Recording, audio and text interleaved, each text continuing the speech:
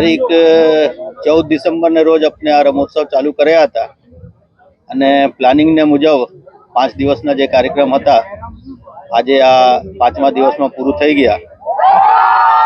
આ દરમિયાન કોઈ પણ આવા બનાવ શહેરમાં નથી થયા કે કોઈ આવા બંદોબસ્ત નથી આવ્યા જેથી કે આ કાર્યક્રમને આપણે ડિસ્ટર્બ કરવામાં આવે અને આને બંધ કરીને બીજા કોઈ બંદોબસ્તમાં મોકલવામાં આવે, જેથી આ પ્લાનિંગને મુજબ કાર્યક્રમ પૂરું થયા છે।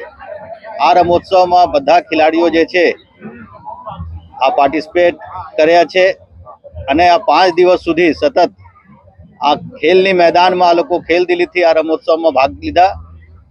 આ દરમિયાન આ લોકો જે ડ્યુટીના સ્ટ્રેસ હોય આ ભૂલીને આ એક ખેલાડીને જેવા આપણે પાર્ટિસિપેટ કર્યા, હર્ષોલ્લાસ સાથે આમાં પાર્ટિસિપેટ કર્યા।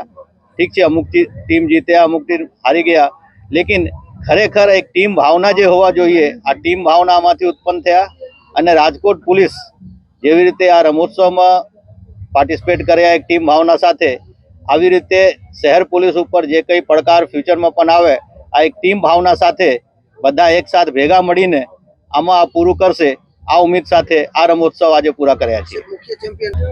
આ ક્રાઇમ બ્રાન્ચની જે ટીમ હતા, ક્રાઇમ બ્રાન્ચની એકચ્યુઅલી બ્રાન્ચેસની ટીમ કહીએ, આમાં ક્રાઇમ, ટ્રાફિક અને બાકી જેટલા બ્રાન્ચેસ હતા બધાને એક સંયુક્ત ટીમ બનાવ્યા હતા।